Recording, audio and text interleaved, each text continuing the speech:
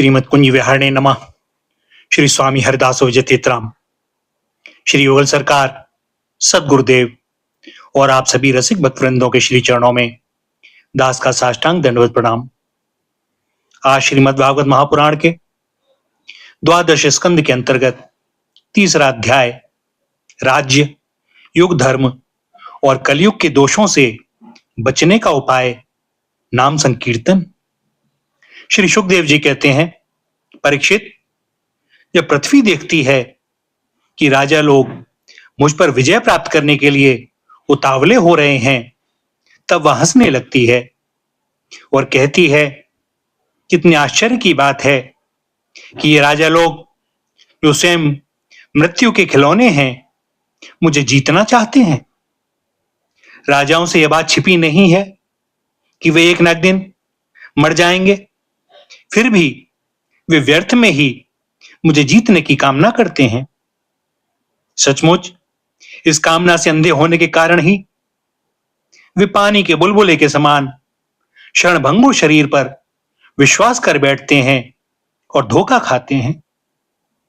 वे सोचते हैं कि हम पहले मन के सहित अपनी पांचों इंद्रियों पर विजय प्राप्त करेंगे, अपने भीतरी शत्रुओं को वश में करेंगे, क्योंकि इनको जीते बिना बाहरी शत्रुओं को जीतना कठिन है। इसके बाद अपने शत्रुओं के मंत्रियों, अमात्यों, नागरिकों, नेताओं और समस्त सेना को भी वश में कर लेंगे। जो भी हमारे विजय मार्ग में आएगा उसे हम अवश्य जीत लेंगे। इस प्रकार धीरे धीरे क्रम से सारी पृथ्वी हमारे अधीन हो जाएगी और फिर तो समुद्र ही हमारे राज्य की खाई का काम करेगा। इस प्रकार वे अपने मन में अनेकों आशाएं बांध लेते हैं और उन्हें यह बात बिल्कुल नहीं सूझती कि उनके सिर पर काल सवार है। इतना ही नहीं, जब एक द्वीप उनके वश में हो जाता है, तब वे दूसरे द्वीप पर विजय प्राप्त करने के लिए बड़ी शक्ति और उत्साह के साथ समुद्र यात्रा करते हैं। अपने मन को, इंद्रियों को वश में करके लोग मुक्ति प्राप्त करते हैं, परंतु ये लोग उनको वश में करके भी थोड़ा सा भूभाग ही प्राप्त करते हैं। इतने परिश्रम और आत्मसंयम का यह कितना तुच्छ फल है। परीक्षित, पृथ्वी कहती है कि बड़े बड़े मनु और उनके वीर पुत्र मुझे ज्यों की त्यों छोड़कर जहां से आए थे वहीं खाली हाथ लौट गए, मुझे अपने साथ न ले जा सके। अब ये मूर्ख राजा मुझे युद्ध में जीतकर वश में करना चाहते हैं। जिनके चित्त में यह बात दृढ़मूल हो गई है कि पृथ्वी मेरी है, उन दुष्टों के राज्य में मेरे लिए पिता पुत्र और भाई भाई भी आपस में लड़ बैठते हैं। वे परस्पर इस प्रकार कहते हैं कि ओ मूढ़, ये सारी पृथ्वी मेरी ही है, तेरी नहीं। इस प्रकार राजा लोग एक दूसरे को कहते सुनते हैं, एक दूसरे से स्पर्धा करते हैं, मेरे लिए एक दूसरे को मारते हैं और स्वयं मर मिटते हैं। पृथु, पुरुरवा, गाधी, नहुष, भरत, सहस्त्रबाहु, अर्जुन, मानधाता, सगर, राम, खटवांग, धुंधुमार, रघु, तृणबिंदु, ययाति, शर्याति, शांतनु, गय, भगीरथ, कुवलयाश्व, ककुत्स, नल, नृग, हिरण्यकश्यपु, वृत्तासुर, द्रोही रावण, नमुचि, शंबर, भौमासुर, हिरण्याक्ष और तारकासुर तथा और भी बहुत से दैत्य एवं शक्तिशाली नरपति हो गए। ये सब लोग सब कुछ समझते थे, शूर थे, सभी ने दिग्विजय में दूसरों को हरा दिया, किंतु दूसरे लोग इन्हें न जीत सके, परंतु ये सब के सब मृत्यु के ग्रास बन गए। राजन, उन्होंने अपने पूरे अंतःकरण से मुझसे ममता की और समझा कि यह पृथ्वी मेरी है, परंतु विकराल काल ने उनकी लालसा पूरी न होने दी। आज उनके बल, पौरुष और शरीर आदि का कुछ पता नहीं है, केवल उनकी कहानी मात्र शेष रह गई है। परीक्षित, संसार में बड़े बड़े प्रतापी और महान पुरुष हुए हैं। वे लोकों में अपने यश का विस्तार करके यहां से चल बसे। मैंने तुम्हें ज्ञान और वैराग्य का उपदेश करने के लिए ही उनकी कथा सुनाई है। यह सब वाणी का विलास मात्र है, इसमें पारमार्थिक सत्य कुछ भी नहीं है। भगवान श्री कृष्ण का गुणानुवाद समस्त मंगलों का नाश करने वाला है। बड़े बड़े महात्मा उसी का गान करते रहते हैं। जो भगवान श्री कृष्ण के श्री चरणों में अनन्य प्रेममयी भक्ति की लालसा रखता हो, उसे नित्य निरंतर भगवान के दिव्य गुणानुवाद का ही श्रवण करते रहना चाहिए। राजा परीक्षित ने पूछा, भगवान, मुझे तो कलयुग में राशि राशि दोष ही दिखाई दे रहे हैं। उस समय लोग किस उपाय से उन दोषों का नाश करेंगे? इसके अतिरिक्त युगों का स्वरूप, उनके धर्म, कल्प की स्थिति और प्रलय काल के मान एवं सर्वव्यापक सर्वशक्तिमान भगवान के काल रूप का भी यथावत वर्णन कीजिए। श्री सुखदेव जी कहते हैं, परीक्षित, सत्ययुग में धर्म के 4 चरण होते हैं। वे चरण हैं सत्य, दया, तप और दान। उस समय के लोग पूरी निष्ठा के साथ अपने अपने धर्म का पालन करते हैं। धर्म स्वयं भगवान का स्वरूप है। सत्य युग के लोग बड़े संतोषी और दयालु होते हैं। वे सबसे मित्रता का व्यवहार करते हैं और शांत रहते हैं। इंद्रियां और मन उनके वश में रहते हैं और सुख दुख आदि द्वंद्वों को वे समान भाव से सहन करते हैं। अधिकांश लोग तो समदर्शी और आत्माराम होते हैं और बाकी लोग स्वरूप स्थिति के लिए अभ्यास में तत्पर रहते हैं। परीक्षित, धर्म के समान अधर्म के भी 4 चरण हैं, असत्य, हिंसा, असंतोष और कलह। त्रेता युग में इनके प्रभाव से धीरे धीरे धर्म के सत्य आदि चरणों का चतुर्थांश क्षीण हो जाता है। राजन, उस समय वर्णों में ब्राह्मणों की प्रधानता अक्षुण्ण रहती है। लोगों में अत्यंत हिंसा और लंपटता का अभाव रहता है। सभी लोग कर्मकांड और तपस्या में निष्ठा रखते हैं और अर्थ, धर्म एवं काम रूप त्रिवर्ग का सेवन करते हैं। अधिकांश लोग कर्म प्रतिपादक, वेदों के पारदर्शी विद्वान होते हैं। द्वापर युग में हिंसा, असंतोष, झूठ और द्वेष, अधर्म के इन चरणों की वृद्धि हो जाती है एवं इनके कारण धर्म के 4 चरण तपस्या, सत्य, दया और दान आधे आधे क्षीण हो जाते हैं। उस समय के लोग बड़े यशस्वी, कर्मकांडी और वेदों के अध्ययन अध्यापन में बड़े तत्पर होते हैं। लोगों के कुटुंब बड़े बड़े होते हैं। प्रायः लोग धनाढ्य एवं सुखी होते हैं। उस समय वर्णों में क्षत्रिय और ब्राह्मण 2 वर्णों की प्रधानता रहती है। कलयुग में तो अधर्म के 4 चरण अत्यंत बढ़ जाते हैं। उनके कारण धर्म के 4 चरण क्षीण होने लगते हैं और उनका चतुर्थांश ही बच रहता है। अंत में तो उस चतुर्थांश का भी लोप हो जाता है। कलयुग में लोग लोभी, दुराचारी और कठोर हृदय होते हैं। वे झूठ मूठ एक दूसरे से वैर मोल ले लेते हैं एवं लालसा तृष्णा की तरंगों में बहते रहते हैं। इस समय के अभागे लोगों में शूद्र, केवट आदि की ही प्रधानता रहती है। सभी प्राणियों में 3 गुण होते हैं, सत्व, रज और तम। काल की प्रेरणा से समय समय पर शरीर, प्राण और मन में उनका ह्रास और विकास भी हुआ करता है।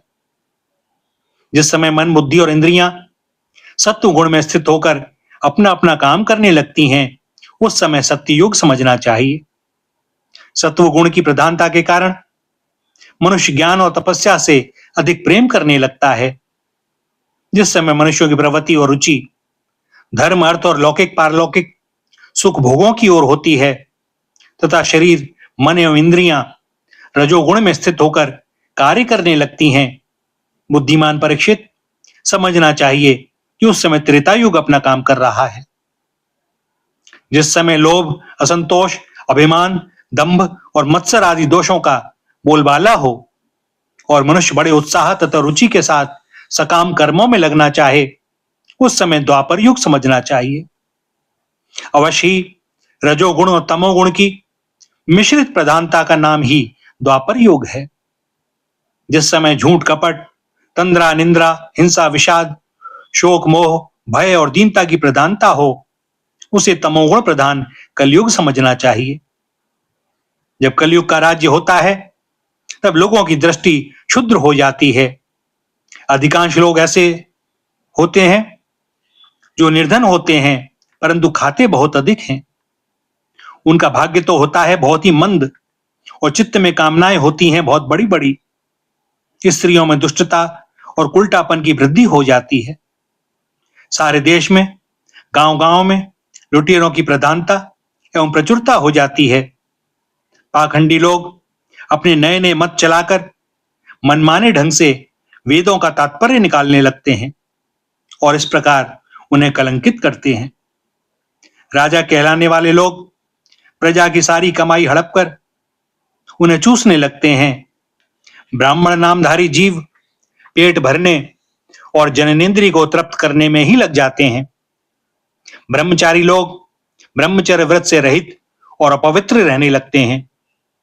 गृहस्थ दूसरों को भिक्षा देने के बदले स्वयं भीख मांगने लगते हैं। वानप्रस्थी गांवों में बसने लगते हैं और सन्यासी धन के अत्यंत लोभी अर्थ पिशाच हो जाते हैं। स्त्रियों का आकार तो छोटा हो जाता है पर भूख बढ़ जाती है। उन्हें संतान बहुत अधिक होती है और वे अपनी कुल मर्यादा को उल्लंघन करके लाज हया जो उनका भूषण है छोड़ बैठती हैं। वे सदा सर्वदा कड़वी बात कहती रहती हैं और चोरी तथा कपट में बड़ी निपुण हो जाती हैं। उनका साहस भी बहुत बढ़ जाता है। व्यापारियों के हृदय अत्यंत क्षुद्र हो जाते हैं। वे कौड़ी कौड़ी से लिपटे रहते हैं और छदाम छदाम के लिए धोखाधड़ी करने लगते हैं। और तो क्या, आपत्ति काल न होने पर तथा धनी होने पर भी वे निम्न श्रेणी के व्यापारों को, जिनकी सत्पुरुष निंदा करते हैं, ठीक समझने और अपनाने लगते हैं। स्वामी चाहे सर्वश्रेष्ठ ही क्यों ना हो, जब सेवक लोग देखते हैं कि इसके पास धन संपदा नहीं रही तब उसे छोड़कर भाग जाते हैं। सेवक चाहे कितना ही पुराना क्यों ना हो, परंतु जब वह किसी विपत्ति में पड़ जाता है तब स्वामी उसे छोड़ देते हैं। और तो क्या, जब गौएं बकैन हो जाती हैं, दूध देना बंद कर देती हैं, तब लोग उनका भी परित्याग कर देते हैं। प्रिय परीक्षित, कलयुग के मनुष्य बड़े ही लंपट हो जाते हैं। वे अपनी काम वासना को तृप्त करने के लिए ही किसी से प्रेम करते हैं। वे विषय वासना के वशीभूत होकर इतने दीन हो जाते हैं कि माता पिता, भाई बंधु और मित्रों को भी छोड़कर केवल अपनी साली और सालों से ही सलाह लेने लगते हैं। शूद्र तपस्वियों का वेश बनाकर अपना पेट भरते और दान लेने लगते हैं। जिन्हें धर्म का रत्ती भर भी ज्ञान नहीं है, वे ऊंचे सिंहासन पर विराजमान होकर धर्म का उपदेश करने लगते हैं। प्रिय परीक्षित, कलयुग की प्रजा सूखा पड़ने के कारण अत्यंत भयभीत और आतुर हो जाती है। एक तो दुर्भिक्ष और दूसरे शासकों की कर वृद्धि। प्रजा के शरीर में केवल अस्थि पंजर और मन में केवल उद्वेग शेष रह जाता है।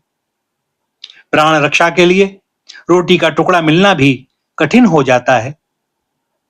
कलयुग में प्रजा शरीर ढकने के लिए वस्त्र और पेट की ज्वाला शांत करने के लिए रोटी, पीने के लिए पानी और सोने के लिए 2 हाथ जमीन से भी वंचित हो जाती है। उसे दाम्पत्य जीवन, स्नान और आभूषण पहनने तक की सुविधा नहीं रहती। लोगों की आकृति, प्रकृति और चेष्टाएं पिशाचों की सी हो जाती हैं। कलयुग में लोग अधिक धन की तो बात ही क्या, कुछ कौड़ियों के लिए आपस में वैर विरोध करने लगते हैं और बहुत दिनों के सद्भाव तथा मित्रता को तिलांजलि दे देते हैं। इतना ही नहीं, वे पाई पाई के लिए अपने सगे संबंधियों तक की हत्या कर बैठते हैं और अपने प्रिय प्राणों से भी हाथ धो बैठते हैं।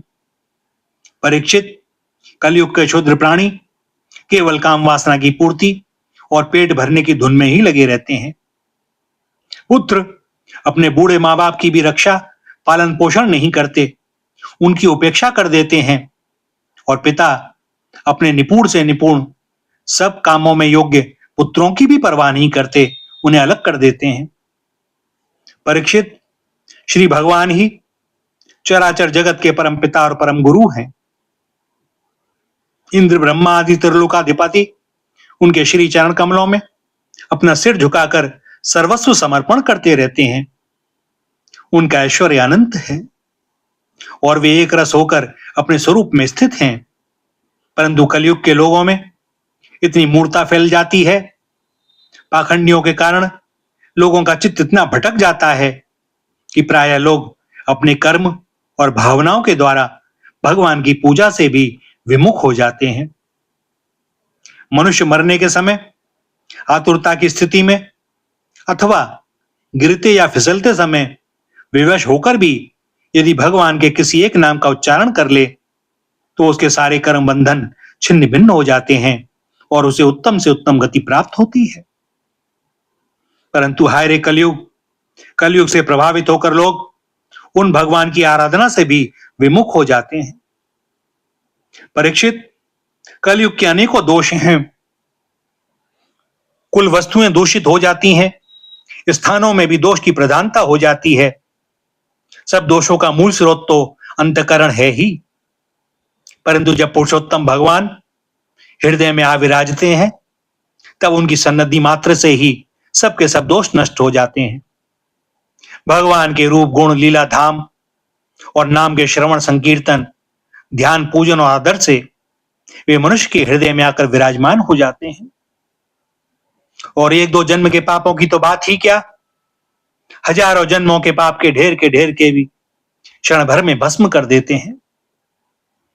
जैसे सोने के साथ संयुक्त होकर अग्नि उसके धातु संबंधी मलिनता आदि दोषों को नष्ट कर देती है, वैसे ही साधकों के हृदय में स्थित होकर भगवान विष्णु उनके अशुभ संस्कारों को सदा के लिए मिटा देते हैं। परीक्षित, विद्या, तपस्या, प्राणायाम, समस्त प्राणियों के प्रति मित्र भाव, तीर्थ स्नान, व्रत, दान और जप आदि किसी भी साधन से मनुष्य के अंतःकरण की वैसी वास्तविक शुद्धि नहीं होती जैसी शुद्धि भगवान पुरुषोत्तम के हृदय में विराजमान हो जाने पर होती है। परीक्षित, अब तुम्हारी मृत्यु का समय निकट आ गया है, अब सावधान हो जाओ। पूरी शक्ति से और अंतःकरण की सारी वृत्तियों से भगवान श्री कृष्ण को अपने हृदय सिंहासन पर बैठा लो। ऐसा करने से अवश्य तुम्हें परम गति की प्राप्ति होगी। जो लोग मृत्यु के निकट पहुंच रहे हैं उन्हें सब प्रकार से परम ऐश्वर्यशाली भगवान का ही ध्यान करना चाहिए। प्यारे परीक्षित, सबके परम आश्रय और सर्वात्मा भगवान अपना ध्यान करने वाले को अपने स्वरूप में लीन कर लेते हैं, उसे अपना स्वरूप बना लेते हैं। परीक्षित, यूं तो कलयुग दोषों का खजाना है, परंतु इसमें एक बहुत बड़ा गुण है।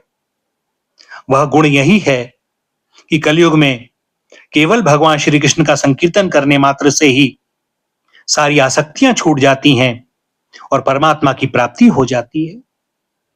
सतयुग में भगवान का ध्यान करने से, त्रेता में बड़े बड़े यज्ञों के द्वारा उनकी आराधना करने से और द्वापर में विधि पूर्वक उनकी पूजा सेवा से जो फल मिलता है वह कलयुग में केवल भगवान नाम का संकीर्तन करने से ही प्राप्त हो जाता है।